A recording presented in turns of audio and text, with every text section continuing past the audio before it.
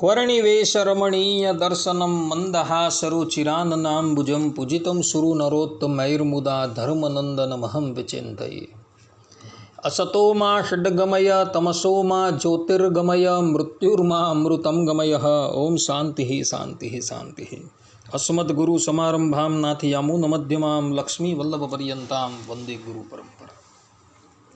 આજની જ્ઞાન સભાની અંદર પધારનારા બધા જ ભગવદ્ ભક્તોને વેદાંતાચાર્ય, પુરાણ ઇતિહાસાચાર્ય, એમ ફિલોસોફી શાસ્ત્રી રાકેશભાઈના હેતપૂર્વક જય સ્વામિનારાયણ.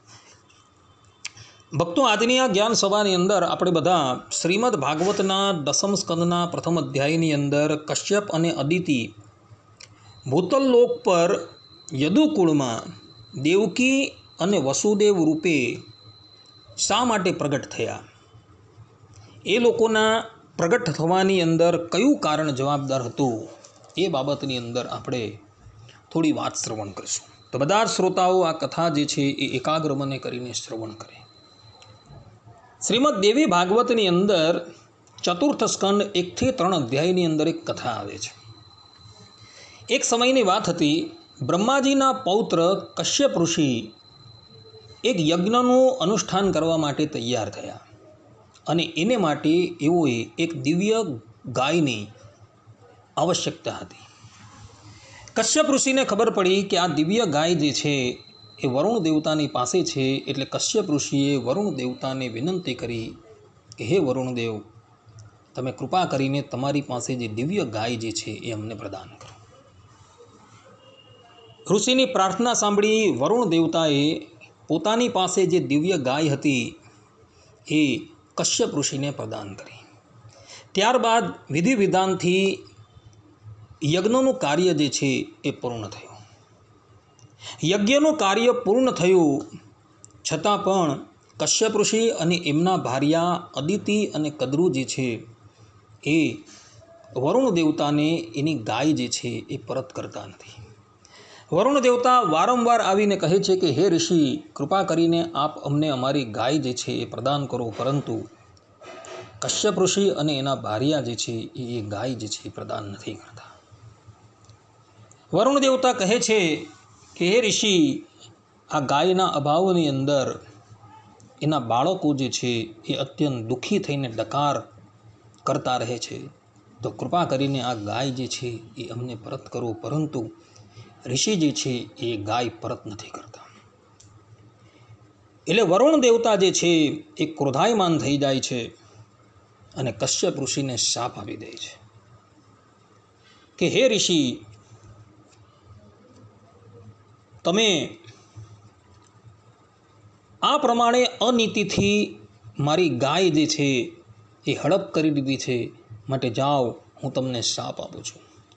તમારે માનવ લોકની અંદર માનવનું શરીર ધારણ કરીને જન્મ લેવું પડશે અને તે વખતે તમારી આ બંને ભાર્યા જે છે એ પણ મનુષ્ય યોનિની અંદર પ્રગટ થશે. અને જે પ્રમાણે મારી ગાય વગર એના બાળકો જે છે એ દુઃખી થાય છે, એ જ પ્રમાણે તમારી ભાર્યાએ પણ પોતાના બાળકો વગર દુઃખી થવું પડશે. આ પ્રમાણે વરુણ દેવતાએ શાપ આપ્યો અને પછી વરુણ દેવતા બ્રહ્માજીની પાસે જાય છે અને બ્રહ્માજીને બધી વાત કરે છે. વરુણ દેવતાની વાત સાંભળી બ્રહ્માજી જે છે એઓ કશ્યપ ઋષિની પાસે આવે છે અને એઓ પણ વરુણ દેવતાની વાતનું સમર્થન કરે છે અને કહે છે કે હે કશ્યપ, તમારે અને તમારી ભાર્યાએ ધરાતલની ઉપર મનુષ્ય યોનિની અંદર જન્મ લેવો પડશે અને તમારી ભાર્યાએ પોતાના બાળક વગર કષ્ટ ભોગવવું પડશે અને એ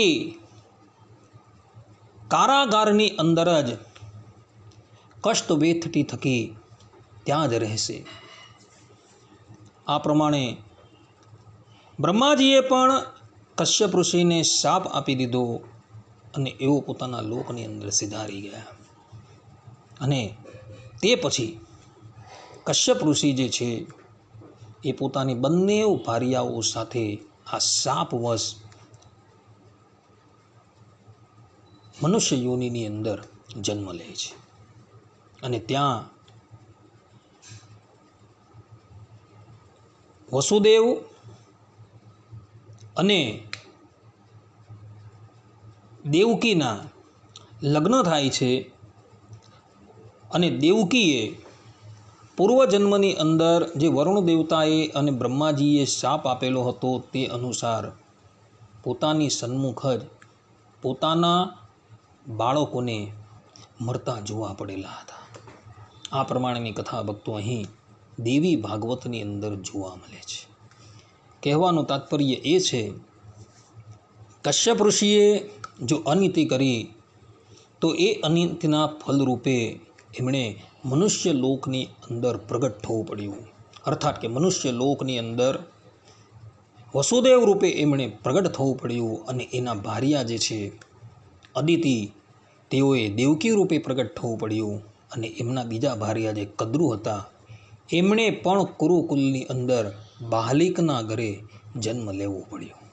આ પ્રમાણેની કથા ભક્તો અહીં દેવી ભાગવતની અંદર જોવા મળે છે. આ પ્રમાણે